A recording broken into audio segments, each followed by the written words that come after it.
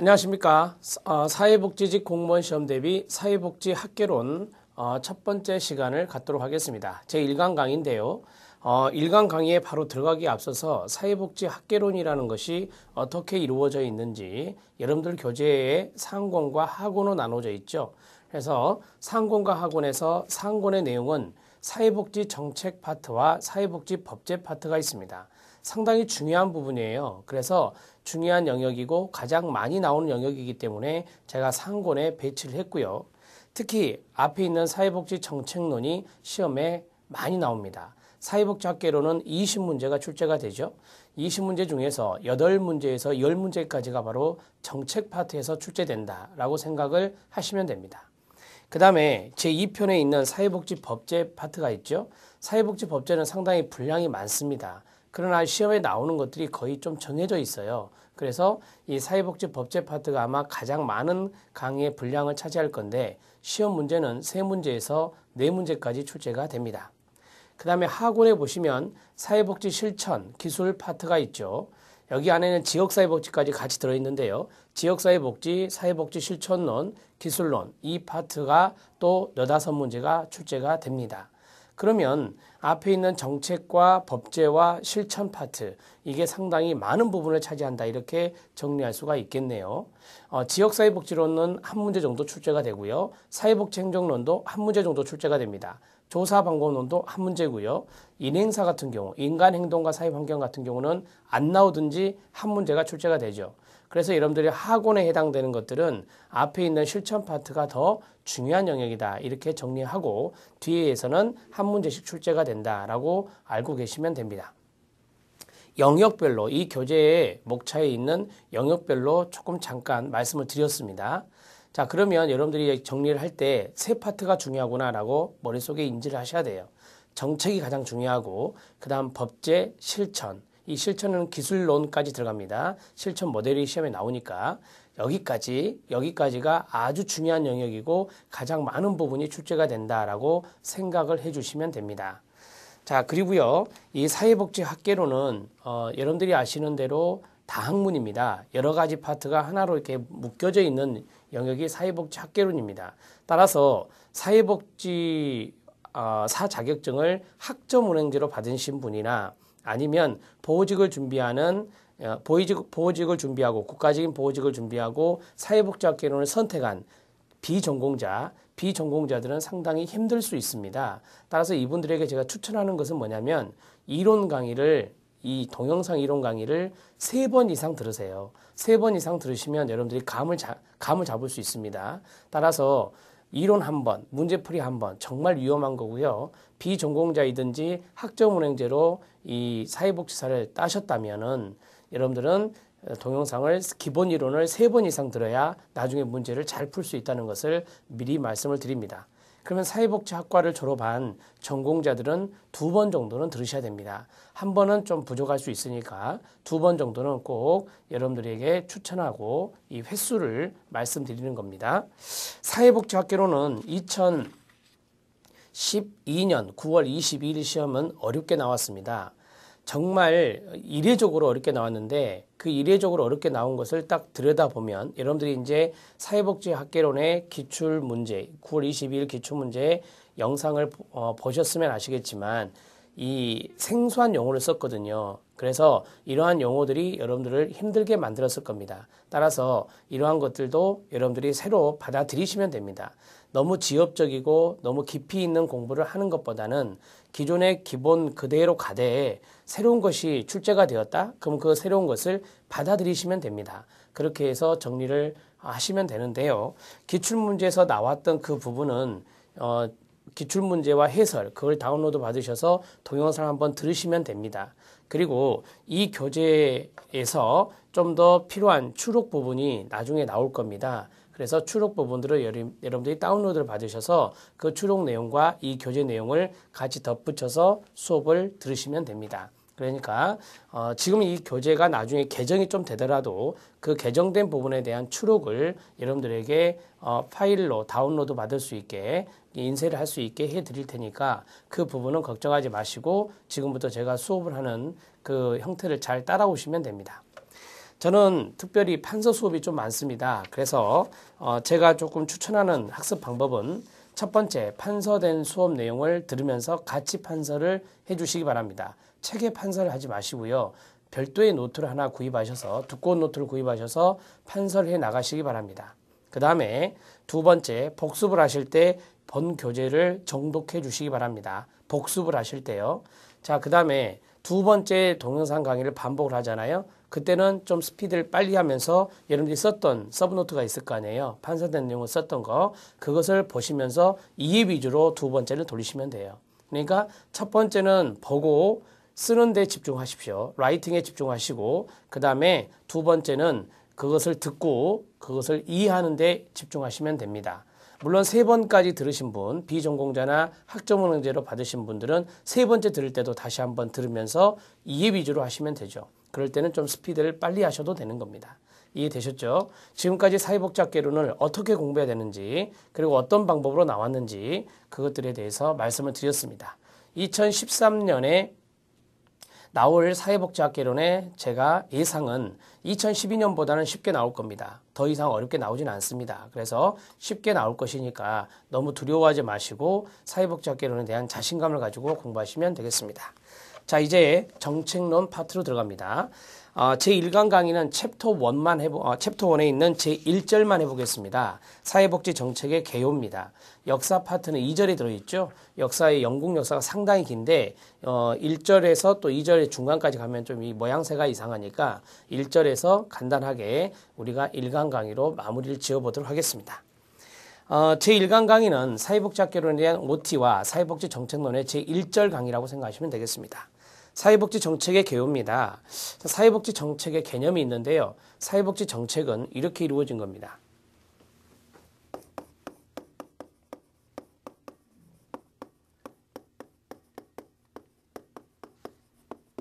사회복지라는 단어하고 policy라고 하는 정책이 결합되어 있는 단어다. 이렇게 볼 수 있겠죠. 그러면 여러분들이 기본적으로 사회복지 하면은 첫 번째 문제를 해결하는 겁니다. 사회 문제를 해결하는 기능이 있고, 그 다음에 인간에게 있는 사회적인 욕구를 충족해주는 기능이 있습니다. 그래서 이 두 가지의 기능을 위해서 존재하는 겁니다. 그래서 이 정책이라고 하는 것은 우리가 거시적 영역이라고 하죠. 정책이나 제도는 거시적 영역이다. 이렇게 정리할 수 있습니다. 문제를 해결하고 그 다음에 욕구를 충족해주는 미시적인 영역은 실천이라고 그래요. 우리가 실천 파트입니다. 그러면 이거 사회복지 실천이 되는 거고요. 임상이 되겠죠. 이것은 사회복지 정책이라고 그랬잖아요. 그래서 거시적인 영역이다. 이렇게 정리를 해볼 수가 있겠습니다. 자, 두 번째 알아야 될 것은 사회복지라는 것은 시장의 원리에 의한 것이 아닙니다. 사회복지라는 것은 사회연대의 원리에 입각해서 이루어지는 겁니다. 문제를 해결하고 욕구를 충족하는데 시장의 원리가 아니다. 시장의 원리를 적용하는 것은 경제정책이죠. 그래서 사회복지 정책은 사회적인 연대 또는 사회적인 책임이라고 하죠.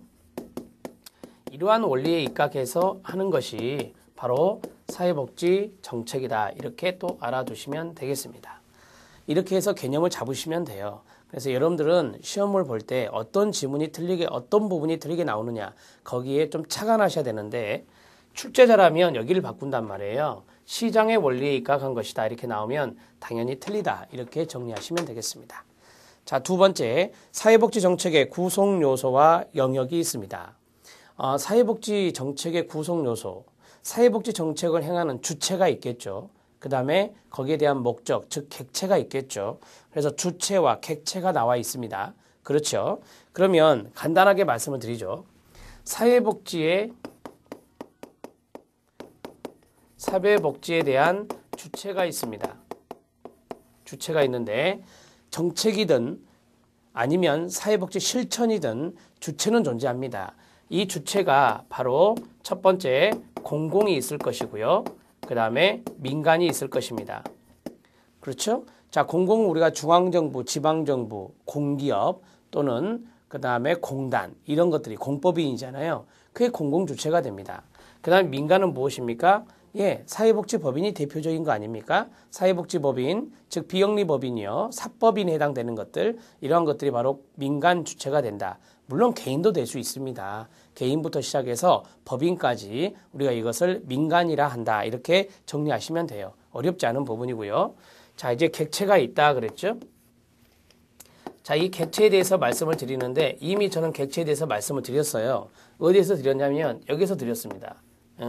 객체라는 것을 우리가 다른 말로 목적이라고 하거든요. 자, 대상이나 목적 이렇게 해서 우리가 객체라고 합니다. 그러면 두 가지가 있다. 첫 번째는 사회 문제가 있을 것이다. 사회 문제가 있을 것이고 그 다음에 사회적인 욕구가 있을 것이다. 사회 문제를 해결하고 그 다음에 사회적 욕구를 충족해 주는 게 목적이라고 했잖아요. 따라서 이것을 우리가 객체적인 요소다 이렇게 정리를 하는 것입니다. 자, 여러분 교재에 보면은 사회적 욕구는 개인주의 이념과 기능주의 이론에 기초하고 있다. 그 다음 사회 문제는 집단주의 이념과 갈등주의 이론에 기초하고 있다. 이렇게 돼 있잖아요. 자, 이러한 것들은 나중에 여러분들이 지역사회복지론 파트에 따로 배우는데 어렵게 생각하지 마세요. 사회 문제라고 하는 것은 우리가 이제 사회 부적응, 개인의 사회 부적응이 또 사회 문제를 야기할 수 있거든요. 그 다음에 사회 불평등, 그 다음에 사회 해체. 이러한 것들을 우리가 사회 문제다 이렇게 정리를 해놓고 있습니다. 자, 그리고요, 사회적 욕구라는 게 있습니다. 대개 이 욕구라는 것은 개인들이 많이 가지고 있죠. 인간이 가지고 있는 겁니다. 그래서 사회적 욕구라고 하는 것은 개인주의와 연관성이 있다. 이렇게 정리하고요. 이 개인주의는 기능주의와 맥을 같이 합니다. 이러한 기능주의나 갈등주의 이런 것들은 나중에 우리가 사회 문제를 접근하는 관점, 지역사회복지론 제일 앞부분에 제가 이거를 설명해 놓고 있습니다. 그때 다시 한 번 더 말씀을 드릴 거예요. 그래서 이 정도만 정리를 하고 넘어가셔도 됩니다. 자, 이번에는 사회복지 정책의 영역에 대해서 해보도록 하겠습니다. 이거는 암기를 하셔야 돼요.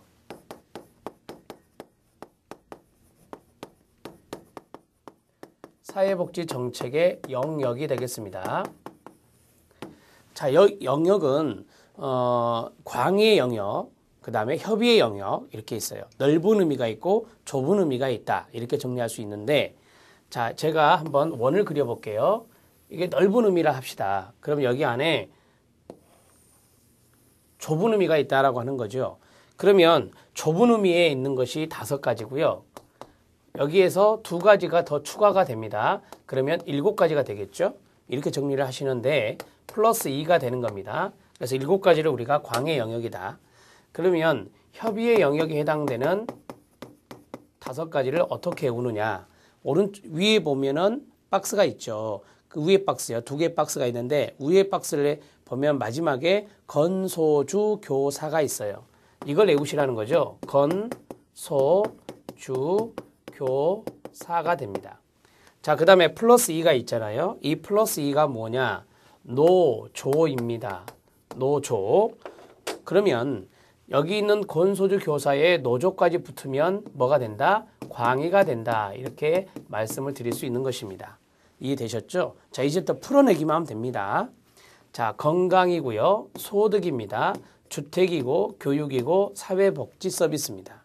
자, 그 다음에 노동이고요. 조세가 됩니다. 노동과 조세. 자, 그렇게 하면 이제 끝나는 거예요. 사회복지 정책의 영역은 여러분들이 머릿속에 이해하고 암기하시면 되는 겁니다. 그래서 앞에 있는 5가지 이것을 우리가 특별히 마샬이라는 학자가 이야기했다. 마샬이라는 학자가 건소주 교사를 제시한 것이고 그 다음에 조심할 거 하나 있는데요. 사회복지학은 동의어가 있습니다. 그 동의어를 잘 정리하는 게 또 중요하거든요. 그래서 여기서 노동정책이라는 게 있었죠. 노동정책이라고 하는 것은 고용정책과 동의어가 됩니다. 고용정책과 동의어가 된다. 이렇게 정리하시고요. 이 노동정책이든 고용정책이든 광의다, 협의다, 광의의 개념에 들어가는 거예요. 그래서 만약에 시험 문제가 광의 영역에만 해당되는 걸로 묶인 것. 그러면 노조를 찾으시면 돼요. 그 노동의 동의어가 고용이라는 거죠. 그래서 저는 노조광 이렇게 외우시는 것도 하나의 방법이 된다고 봅니다. 노조광. 노동과 조세는 광의 영역에만 해당되는 겁니다. 그러면 여러분들이 이제 마지막으로 해야 될 거 광의 영역에 해당되는 것들을 쭉 열거해 보세요. 시작. 건소주, 교사, 노조입니다. 그래서 건소주, 교사, 노조, 광이죠. 협의는 건소주, 교사입니다.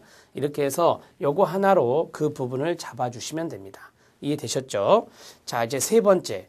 아마 제1절에서 가장 중요한 게 세 번째예요. 세 번째 별표. 사회복지 정책 목표로서의 가치가 있습니다. 사회복지 정책 목표로서의 가치라고 했거든요. 아, 그러면 정책의 목표가 가치적인 부분이다라고 하는 것을 알 수가 있습니다. 자, 그리고요. 첫 번째가 평등입니다. 두 번째가 효율이고요. 세 번째 우선 놔두고요. 네 번째 자유가 있습니다. 그렇죠? 그러면 사회복지 정책 목표로서의 가치가 세 가지가 있는데 여기다 하나만 덧붙일 수 있어요. 더 4번을 만들어낸다면 사회적 적절성을 넣을 수 있습니다. 사회적 적절성. 자, 해보죠. 첫 번째 1번 평등이 있었고요. 2번 자유가 있었고요. 3번 효율성이 있었습니다. 이 효율성은 수단으로서의 효율성입니다. 수단으로서의 효율성. 네 번째는 사회적 적절성이다 했어요. 자, 이 정도는 좀 정리를 해 주시고요. 자, 첫 번째 평등에 대해서 개념이 여러 가지가 있어요. 그걸 잡아주시면 됩니다. 그 다음에 자유도 개념이 두 가지가 있는데 그거를 잡아주시면 됩니다. 수단으로서의 효율성이라는 게 있어요. 그래서 그 두 가지의 개념도 있는데 잡아주시면 됩니다. 그 다음에 사회적 적절성.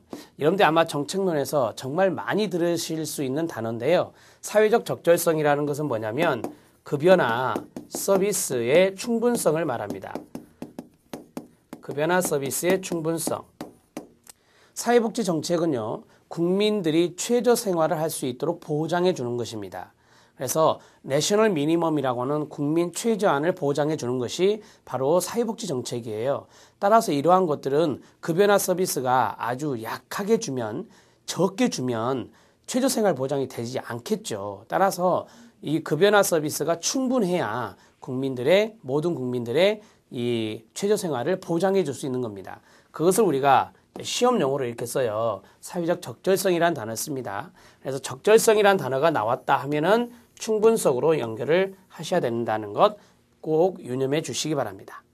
자, 그 다음에 여러분 교재에 보면 많은 부분을 할애하고 있는 것이 하나 있어요. 그게 뭐냐면, 자, 평등을 추구를 누가 하죠?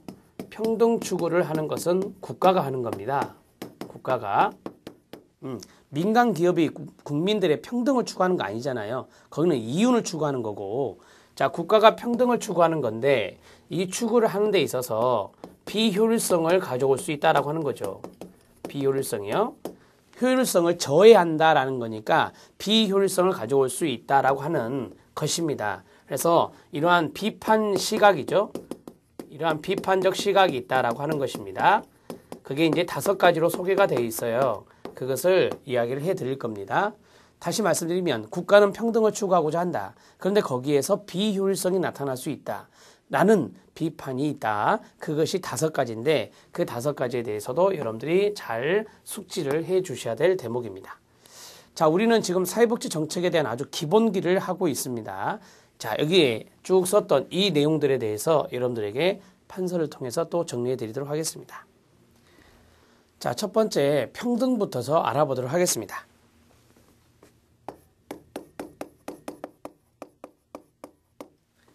자, 평등은 3가지의 평등이 여러분 교재에 소개되어 있습니다. 첫 번째, 수량적 평등이 있죠.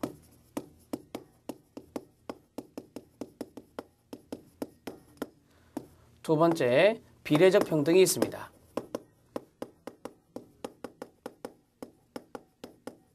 세 번째, 기회의 평등이 있습니다. 자, 이렇게 3가지의 평등을 쭉 열거를 하고 여기에 대해서 개념을 잡고요. 자, 여기에 대해서 우리가 사례를 좀 잡아주면 충분합니다. 이 수량이 똑같다라고 하는 겁니다. 그래서 우리가 능력이라는 것이 있고 뭐 기여의 정도가 있잖아요. 기여 등에 관계없습니다. 관계없이 똑같이 배분하는 거죠. 똑같이 배분하는 것을 우리가 수량적 평등이다 이렇게 정리할 수 있습니다. 잘 아는 공산주의가 있죠. 자본주의 반대 개념. 자, 공산주의가 이와 같은 것을 지향을 하는 것입니다. 사회주의 사상의 공산주의가 이와 같은 걸 지향하고요. 이 수량적 평등의 동의어가 있어요. 가장 많이 쓰는 동의어가 뭔지 아십니까? 절대량이 같다. 모든 사람들에게 똑같이 분배하니까 절대량이 같다 그래서 절대적 평등이라는 단어를 써요. 절대적 평등. 뭐 이 정도만 정리를 하십시오. 자, 그 다음에 비례적 평등이 있습니다. 비례라는 뭐죠? 비례라는 말을 생각해 보세요. 비례는 능력이 더 많아? 그러면 더 줘야지. 기여를 더 많이 했어? 그럼 더 줘야지. 적게 주면은 능력이 적다, 기여를 적게 했다 그러면 적게 줘야지. 이게 비례라고 하는 거죠. 그래서 우리가 이제 비례적 평등은 능력이나 기여에 따라 등에 따라서 이루어지는 거죠. 다르게 상이하게란 말 쓸게요. 상이하게 배분하는 것입니다. 상이하게 배분하는 거. 그러면 이것은 공산주의가 아니죠. 이건 자본주의와 연관성이 있는 것이다. 이렇게 정리할 수 있습니다. 공평한 거 맞나요? 예, 공평함이죠. 그래서 우리가 equity라고 하는 동의어도 또 써야 됩니다. 공평이라고 하는 단어가 바로 여기에 들어갈 수 있다. equity라고 하는 단어가 여기에 정리될 수 있겠습니다. 자, 공평과 같은 개념이 비례적 평등이죠. 자본주의가 지향하는 거고요. 그 다음에 절대량이 같다. 능력과 기회에 상관없이 절대량이 같은 게 수량적 평등이다. 공산주의가 지향하는 것입니다. 자, 우리 시험에 가장 많이 나오는 녀석이 바로 이 녀석이에요. 기회의 평등이라고 하는 겁니다. 여러분 기회균등이란 말 들어보셨나요? 예, 그거거든요. 그래서 사회적인 약자들이 차별을 받지 않도록 기회를 균등하게 주는 것이죠. 그게 바로 기회의 평등이다 이렇게 정리를 하시면 됩니다. 이 기회라는 단어가 중요한 거예요. 자, 그래서 기회 균등의 의미다 이렇게 정리를 하십시오. 그러면 기회 균등이라고 하는 것은 기회를 주는 거잖아요. 그 결과까지 다 보장해 주는 거예요? 아니죠. 그냥 기회만 주는 겁니다. 그래서 결과에 상관이 없이 이게 중요한 거예요. 결과까지 보장해 주는 거 아니라는 겁니다. 결과에 상관없이 과정상의 기회만 주는 것입니다. 기회만 제공하는 것이다. 이 개념을 쭉 읽어보면 아주 소극적인 의미가 있죠. 과정상 기회만 주는 거니까. 그래서 우리가 기회의 평등의 동의어를 소극적 평등이라고 한다. 이렇게 정리를 해주시면 됩니다. 소극적 평등. 자, 그러면 이 기회의 평등은 되게 누구에게 많이 국한이 되죠? 사회적인 약자 계층이죠. 그래서 일반적으로 사회적 약자 계층을 대상으로 한다. 이렇게 정리를 하시면 됩니다. 그런데 이제 포괄적으로 이야기하면 모든 국민들이 이러한 기회균등의 기회를 누려야 되잖아요. 기회균등을 누려야 됩니다. 그러나 대개 사회에서 많이 이야기할 때는 차별받는 대상, 즉 차별받을 수 있는 대상, 사회적인 약자 계층을 대상으로 이 기회평등이라는 용어를 많이 사용한다. 이렇게 정리하시면 되겠습니다. 대표적인 사례, 시험에 잘 나오는 거예요. 장애인 의무 고용제죠. 예, 장애인 의무 고용제가 있습니다. 여러분 이 장애인 의무 고용제는 장애인 고용 촉진 및 직업재활법이라는 데 나와요. 이건 나중에 여러분들 법제 파트에 보시면 나오는데 여기서 살짝 말씀을 드리면 장애인 의무 고용제라고 하는 것은 국가와 지자체가 있죠. 국가와 지자체 의무 고용률이 있어요. 3%고요. 그 다음에 민간이 있죠. 50인 이상 사업장에 대해서는 2.5%가 바로 의무 고용률이 됩니다. 지금 현재요. 자, 이렇게 해서 의무 고용제를 만들어 놨어요. 그러면 장애인이 고용의 기회를 누릴 수가 있잖아요. 이걸 하지 않았을 때 사업주에게 고용 부담금을 매기거든요.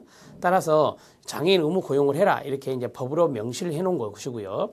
그러면 모든 장애인이 고용될 수 있도록 결과까지 보장했나요? 그건 아니잖아요. 이 고용의 기회만 줬지 거기에 들어가는 것은 그 장애인의 능력과 몫입니다. 이렇게 정리를 하시면 되죠. 그래서 기회의 평등과 연관성이 있습니다. 좀 더 심화 들어갑니다. 우리가 이것을 긍정적 조치라는 단어로 영어를 써요. 근데 그걸 풀어보면 긍정적 차별 시정 조치 이렇게 정리할 수 있어요. 자, 영어로 쓴다면 이게 affirmative가 되고요. IRMATIVE예요. 자, affirmative 긍정적 액션 조치라고 하는 거죠. 근데 이걸 풀어보면 긍정적 차별 시정 조치다. 그래서 affirmative action이 나옵니다. 자, 이거와 동의어가 있죠. positive. 자, positive가 있고 discrimination. 차별이라고 하는 단어죠. 그래서 이게 이제 적극적이라는 단어로 번역을 해요. 그래서 적극적 차별 시정 조치 이렇게 또 번역을 합니다. 우리가 번역을 할 때는 적극적 차별이지만 이것도 우리가 쭉 풀어보면 적극적 차별 시정 조치다. 쉽게 말씀드리면요. 차별적인 요소가 나타나지 않도록 조치를 취하는 겁니다. 기회를 주는 거죠. 그래서 영어로 이야기한다면 affirmative action이나 positive discrimination이라는 단어를 쓴다. 이렇게 알아두시면 되겠습니다. 이해되셨죠? 여기까지가 바로 평등의 이야기였습니다. 평등의 이야기를 너무 어렵게 생각하지 마세요. 어려운 부분 아니에요. 자, 두 번째 자유를 해보도록 하겠습니다. 여러분 교재 4번에 있는데요. 먼저 자유를 합니다. 자유는 소극적인 자유가 있고 그 다음에 적극적인 자유가 있다 그래요. 자, 소극적 자유라고 하는 것은 소극적이라는 말은 우리가 앞에서 기회와 연관성이 있었죠. 기회의 자유와 동의어가 됩니다. 그 다음에 적극적 자유라고 하는 것은 능력의 자유라고 합니다. 이렇게 우선 동의어를 깔고 들어갑니다. 자, 그러면 소극적 자유는 뭔지 아세요? 내가 무엇을 하려고 하는데 간섭을 한다? 안 됩니다. 간섭받지 않아야 된다라고 하는 거죠. 그게 우리가 보통 이야기하는 나 좀 자유롭게 놔둬 이런 말과 연관성이 있겠죠. 그래서 소극적 자유는 간섭받지 제가 이걸 써먹어 볼게요. 간섭받지 않을 기회입니다. 간섭받지 않을 기회를 누린다. 자, 이게 이제 바로 소극적 자유의 개념이 됩니다. 그러면 적극적 자유는 뭐냐? 사람마다 능력이 있어요. 그 능력을 최대한 발휘할 수 있도록 자유를 부여하는 겁니다. 그래서 능력이란 단어를 써볼게요. 자, 자신의 능력을 최대한 발휘함 이렇게 볼 수 있겠죠. 그래서 지금 어찌 보면은 우리는 적극적 자유가 더 중요한 것 같죠. 그렇죠? 적극적 자유가 더욱더 고차원적인 자유라고 볼 수 있겠어요. 그래서 되게 이제 자유주의 이념이요. 자유주의 이념에서 많이 강조하는 게 이러한 소극적 자유입니다. 그리고요. 사회주의 이념에 가까운 것들은 바로 적극적 자유를 강조해요. 여러분들 나중에 정책론에서 조지 앤 윌딩의 반소폐마라는 게 있어요. 암기법인데요. 반집합주의, 소극적 집합주의, 폐비한 사회주의, 마르크스주의 이렇게 네 가지가 있어요. 그래서 앞 글자를 따서 반소폐마라고 하는데 반소 이게 이제 자유주의 이념과 연관성이 있거든요. 그래서 반집합주의와 소극적 집합주의는 이걸 강조하고요. 그 다음에 폐비한주의와 마르크스주의는 이것을 강조해요. 그래서 우선 이렇게 써놓으세요. 사전학습으로 써주시면 되겠습니다. 자, 자유는 여기까지 정리하시면 됩니다. 그래서 평등과 자유, 뭐니 해도 평등이 더 잘 나와요, 시험은. 그래서 평등에 더욱더 신경을 많이 쓰시기 바랍니다. 자, 이제 세 번째, 효율성에 대해서 알아보도록 하겠습니다. 자, 효율성이라고 하는 것은 아까 말씀드린 대로 수단으로서의 효율성이다. 이렇게 정리할 수 있는데요. 여기에 두 가지의 개념이 있다 그랬습니다. 첫 번째, 목표 효율성이라는 게 있습니다. 자, 목표 효율성이 있고요. 그 다음에 두 번째, 운영 효율성이라는 게 있습니다. 운영 효율성 이렇게 정리하실 수 있는데요. 여러분, 이 효율성이라고 하는 것은 되게 비용이 들어가잖아요. 우리가 보통 말하는 효율성은 비용을 줄이고 효과를 극대화하는 것. 이걸 우리가 효율성이라고 배웠어요. 그런데 여기에서 제가 이제 금방 말했던 그 비용은 운영과 연관성이 있거든요. 그건 좀 이따가 이야기를 하고요. 자, 목표율성이 있다. 이 목표라는 단어 대신에 쓸 수 있는 게 대상이에요. 그래서 대상 효율성과 동의어가 됩니다. 대상 효율성과 동의어가 되고, 그 다음에 정책 표적의 효율성이라고도 합니다. 정책 표적, 타겟이죠. 효율성이라고 한다. 이렇게 정리하시면 됩니다. 자, 이제 개념을 좀 잡아볼까요?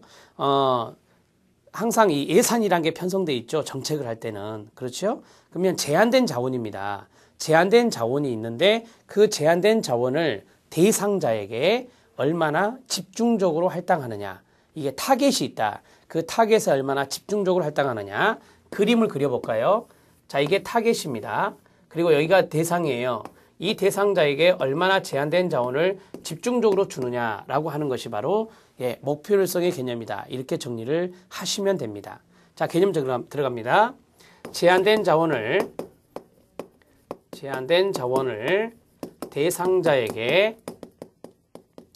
대상자에게 집중적으로 할당하는 정도, 집중적으로 할당하는 것을 우리가 목표율성이다. 이렇게 정리하시면 됩니다. 자, 이 목표율성은요, 공공부조가 상당히 높죠.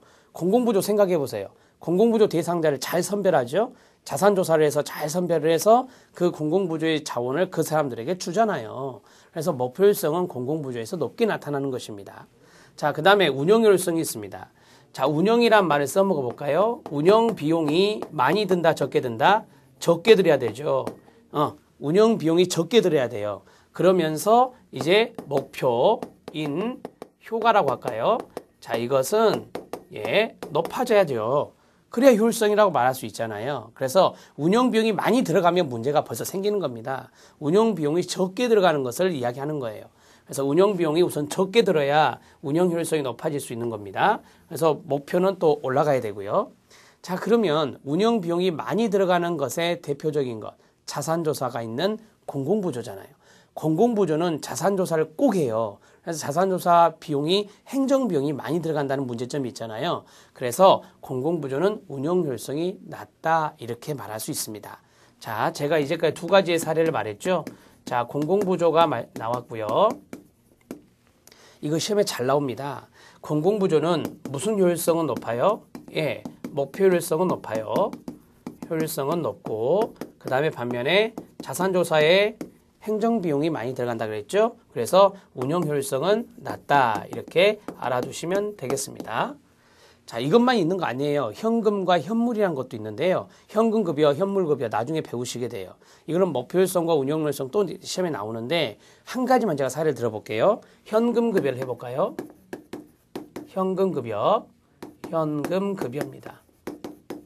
자, 현금급여는 운영을 할 때 어떻게 줘요? 계좌이체의 방법을 쓰죠. 계좌이체를 하면은 아주 간단하잖아요. 그리고 운영할 때 드는 비용이 적어지잖아요. 뭐 일종의 수수료만 좀 부담하면 되니까. 또 많이 현금급여가 나가면 요새는 수수료 면제도 해주잖아요. 따라서 현금급여는 운영상 드는 비용이 적게 들어서 운영효율성이 높다 낮다? 운영효율성이 높다라고 말할 수 있어요.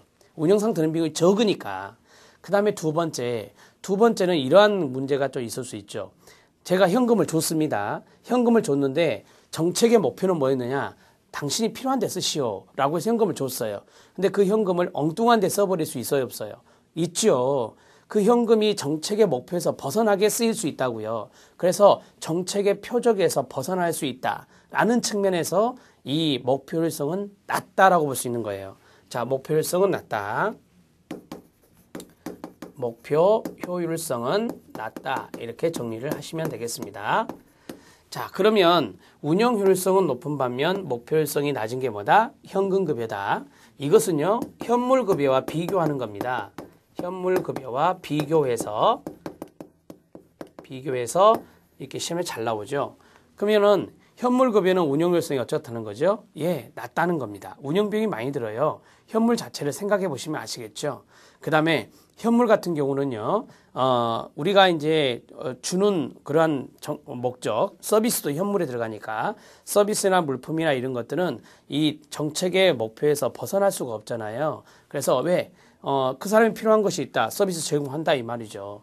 그 다음에 물품 같은 것도 그렇게 집행이 될 수 있거든요. 그래서 이 현금급여와 대비해서 목표율성은 높다라고 할 수 있습니다. 이건 나중에 제가 급여에서 다시 말씀을 드릴 거예요. 그때 이해를 또 하시면 됩니다. 자, 저는 기본적으로 세 가지를 쭉 설명해 드렸어요. 이해되십니까?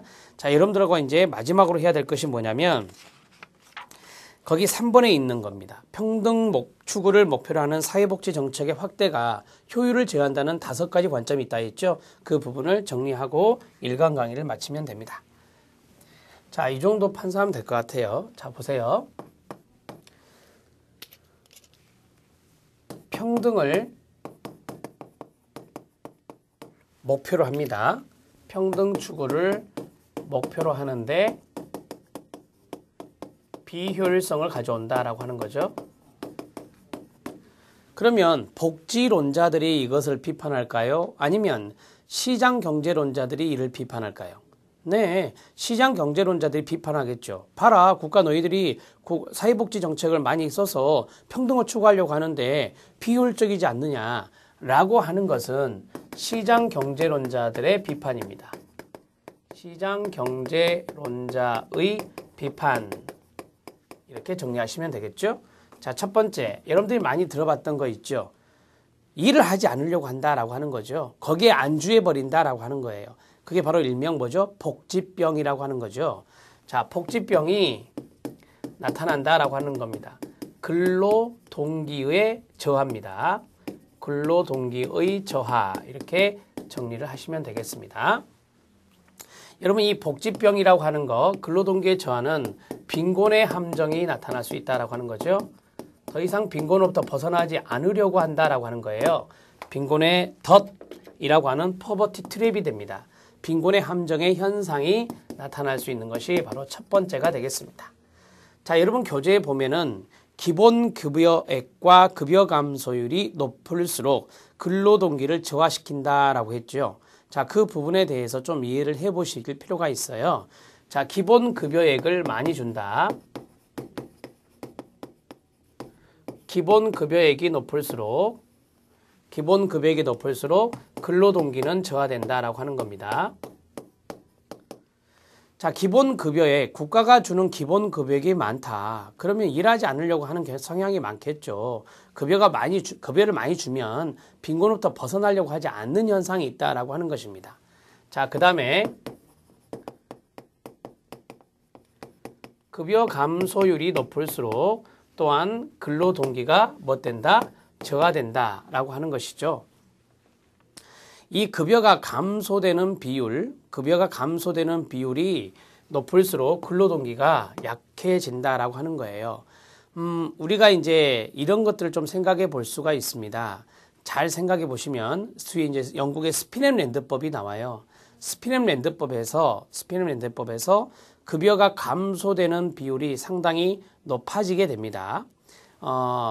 급여가 감소되는 비율이 높아진다는 것은 우리가 이제 국가로부터 받는 급여를 생각하지 마시고요. 이 노동시장에서 받는 급여가 있잖아요. 그러한 급여가 감소되는 비율이 점점 더 높아질수록 일하기 싫겠죠. 이해되십니까? 스피넴랜드법에서 사장님들이 돈을 적게 줬잖아요. 왜? 구빈세에서 도와주니까. 그렇게 해서 이제 그 저임금이 합리화가 됩니다. 저임금이 합리화가 되면서 노동 동기가 저하돼 버려요. 그러한 것들을 생각해 보시면 돼요. 그래서 급여 감소율의 이 급여는 국가로부터 받는 급여라고 생각하지 마시고요. 이것은 민간 사업자가 주는 급여라고 생각하시면 돼요. 사업자가 주는 월급여를 생각하시면 돼요. 월급여. 자, 급여가 적어집니다. 점점 더 적어진다는 거죠. 급여 감소율이 높아졌으니까. 그러면 일할 만 나겠습니까? 일할 만 안 나는 거죠. 이 임금을 적게 주는데. 따라서 근로동기가 저하될 수 있다라고 하는 겁니다. 여기 있는 이 급여는 국가가 주는 급여예요. 기본급여액. 국가가 기본적으로 주는 급여가 많아요. 그러면 당연히 일 않겠죠. 거기에 머물러 버린다라고 하는 거죠. 빈곤의 함정에 빠지게 되는 것입니다. 이 두 가지를 잘 이해 위주로 공부를 하시면 충분할 것 같고요. 여기 있는 두 번째 것은 A로 영국 역사의 스피넴랜드법을 생각해 주시면 됩니다. 나중에 또 말씀을 드릴 거예요. 스피넴랜드 제도에서 이를 착안하시면 되고요. 자, 이제 두 번째 해볼까요? 근로동기가 저하됐다. 두 번째는 뭐예요? 저축을 안 한다라고 하는 겁니다. 그 돈을 받아가지고 그냥 다 써버린다. 잘 생각해 보세요. 효율성이 올라가려면 이 기업이 잘 돼야 돼요. 시장이 잘 돌아가야 되잖아요. 근로동기가 저하되니까 시장이 노동력이 안 들어와서 시장이 안 돌아간다 이 말이에요. 그 다음에 두 번째, 저축과 투자 동기에 약합니다. 저축이나 투자 동기에 약합니다. 저축과 투자가 되면은 기업체에 더 돈이 들어오고 회전이 되잖아요. 그게 안 된다는 거죠. 세 번째, 자, 생산 부분에서 되게 생산 부분 하면 기업입니다. 기업. 생산 부분에서 사용할 수 있는 자원.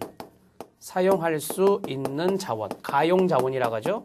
가용 자원이 많아져요. 축소돼요. 축소된다라고 하는 겁니다. 이미 말씀드렸어요. 근로동기가 저하되어서 노동력이 안 들어온다. 그 다음에 저축과 투자 동기가 해서 물적 자원도 안 들어온다. 그러니까 가용할 수 있는 가용 자원이 적어진다라고 하는 거예요. 그럼 기업이 힘들겠죠. 자, 그 다음에 네 번째.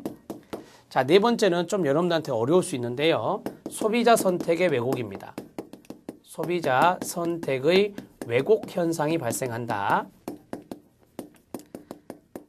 자, 예를 들어서 소비자가 선택한 것을 가져오는 게 좋죠. 왜? 소비자가 원하는 거니까. 그런데 소비자 선택의 왜곡 현상이 나타나는 급여가 있어요. 그게 뭔지 아세요? 현물급여예요. 현물급여. 이 현물급여는 물품을 생각하시면 됩니다. 물품을 생각하시면 돼요. 잘 들어보세요. 자, 예를 들어서 어떠한 물품을 내가 받았어요. 내가 급여 대상자란 말이에요. 받았는데 나 그거 필요하지 않아요. 그런데 국가가 줘요. 그걸 받는 거죠. 이건 낭비 아닙니까? 그렇죠. 내가 필요로 하지 않는데 주는 경우가 있는 것이 바로 현물급여다라고 하는 거죠. 반면 현금급여는 아니잖아요. 현금급여를 내가 합리적으로만 딱 판단해서 쓴다면 효용이 극대화되는 게 현금급여입니다. 아, 돈을 받았어? 나 이거 필요해. 사는 거죠. 이해되십니까? 따라서 소비자가 선택하지 않아도 받아야 된다 그래서 왜곡이란 말을 쓴 거예요. 선택하지 않았음에도 불구하고 받는 그러한 급여가 바로 현물급여가 된다. 그럼 현물급여, 돈 줬죠? 아, 돈이 들어갔잖아요, 국가는. 자, 사회적인 비용이라는 것이 있고요. 그 다음에 사회적인 이득이라는 게 있어요. 사회적인 이득. 어떤 게 더 크겠어요? 자, 비용과 이득 중에 필요하지 않는데도 소비자가 선택하지 않는데도 받는다. 그럼 이거는 사회적으로 이득이 안 될 수도 있거든요. 그래서 비용이 더 커진다라고 하는 거죠. 그래서 우리가 바로 이것을 아까 말씀드린 대로 비효율성이다 이렇게 잡을 수 있다 이 말이에요. 비용이 많이 들어가면 비효율이다라고 다시 제가 말씀드렸잖아요. 이렇게 정리를 하시면 됩니다. 자, 이 4번 지문 여러분 좀 어려울 수 있어요. 그러면 시험 문제에서 이 자리에 현금급여가 나오겠죠. 현금급여의 경우는 소비자 선택의 왜곡 현상이 발생한다. 이렇게 나오면 틀린 지문이에요. 자, 이제 마지막입니다. 5번째. 평등은 누가 한다겠죠? 평등은 중앙정부가 하잖아요.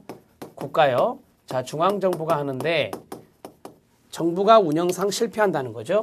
정부의 운영상 실패. 정부의 운영상 실패를 마지막 5번째로 정리하시면 돼요. 정부는 평등을 추구하기 위해서 막대한 예산을 퍼붓습니다. 그러나 그 대상자들의 복지 체감도가 높아지지 않아요. 내가 복지에 대한 혜택을 받고 있다라는 생각을 많이 안 한다라고 하는 거죠. 그래서 자, 운영 예산이요. 예산은 많이 들어가는데 이 체감도는 떨어진다라고 하는 겁니다. 복지에 대한 체감도. 이게 하락한다라고 하는 거죠. 그럼 이게 뭐겠어요? 돈이 많이 들어가는데 체감도가 떨어진다? 비효율 아닙니까? 그래서 정부가 운영하는 데 있어서 지금 실패를 하고 있다라고 시장경제론자들이 비판하는 겁니다. 이 5가지죠. 이 5가지를 여러분들이 잘 알아두셔야 돼요. 자, 그러면 여기에 대한 비판이 있으니까 국가는 해결책을 내놓겠죠. 조금 더 들어가 볼게요. 여기 있는 복지병이요. 근로동기가 저하된다. 그러면 근로를 하게 만드는 제도가 있어야 되겠죠. 그게 바로 근로장려세제입니다. EITC. 자, 근로장려세제를 통해서 이거 정책론 마지막에 배우실 거예요. 근로장려세제가 일종의 해결책이 될 수 있죠. 열심히 일하는 사람들이 있다. 조속충에서 일하는 사람이 있으면 거기에서 세제 혜택을 주는 겁니다. 자, 그 다음에 두 번째, 저축과 투자 동기의 약화. 여기에 대한 해결책은 뭘까요? 네, 희망키움 통장이라는 게 있죠. 지금 하고 있는 거 희망키움 통장 제도를 만든다라고 하는 거죠. 이것은 일종의 수급 대상자들의 자산 형성 지원 프로그램입니다. 자산 형성 지원 프로그램의 하나인 희망키움 통장을 하고 있어요. 그러니까 이러한 비판이 있잖아요. 이러한 비판이 있으면 어떠한 제도들로 연결이 됩니다. 자, 또 하나 해볼까요? 소비자 선택의 왜곡 현상이 나타난다 그랬죠. 현물급여는. 그러면 어느 정도 선택권이 부여될 수 있는 제도가 생겨야죠. 그게 뭐예요? 바우처잖아요. 바우처, 전자바우처 카드를 내가 받았어요? 바우처는 현금이 아니잖아요. 근데 현금을 주면 엉뚱한 데 써버리니까 바우처를 준다? 그럼 바우처를 가지고 내가 필요한 곳에 아주 질 높은 서비스를 주는 곳에 그것을 쓰는 거잖아요. 따라서 이것에 문제점이 있으니까 이것의 문제점을 커버하기 위해서 바우처 제도를 한다라고 하는 겁니다. 바우처 제도 실시. 현물 급여보다 이 바우처가 선택권이 더 높거든요. 그래서 사회적인 이득이 좀 더 올라갈 수 있어요. 그래서 바우처 제도를 현물 급여보다 바우처 제도를 실시하는 것입니다. 제가 파란색으로 이거 쓴 거 있죠. 이렇게 파란색으로 쓴 것은 일종의 해결책입니다. 시장 경제론자들이 이거에 대해서 비판을 하니까 국가가 나름대로 내놓는 해결책이라고요. 이렇게 정리를 잘 해주시면 돼요. 자, 정리가 되셨습니까? 저는 지금까지 제 1절에 있는 내용을 해보았습니다. 1절의 내용 얕잡아 보면 안 돼요. 사회복지 정책의 아주 기본을 이루는 개념들입니다. 그래서 사회복지 정책의 기본기와 사회복지 학개론이 어떻게 나오고 또 어떻게 공부를 해야 된다라는 오리엔테이션을 간단히 해서 1강 강의를 해결했습니다. 2강 강의 제2절에서는 역사 파트를 해볼 건데요. 영국의 역사, 그 다음에 미국의 역사, 독일의 역사, 한국의 역사입니다. 이걸 한 강에 걸쳐서 할 수는 없어요. 여러 강에 걸쳐서 할 것인데 거기에서 영국의 역사와 그 다음에 우리나라의 역사가 시험에 잘 나옵니다. 우선 그렇게 말씀드리고 1강 강의를 마무리하겠습니다. 열심히 첫 강의였잖아요. 처음으로 여러분들이 마음을 다잡고 이제 강의를 들었으니까 이 마음이 항상 처음처럼 이 마음이 여러분들의 이 사회복지 학개론 마지막 강의까지 끝까지 유지해 주셨으면 좋겠습니다. 열심히 공부하시기 바랍니다. 수고하셨습니다.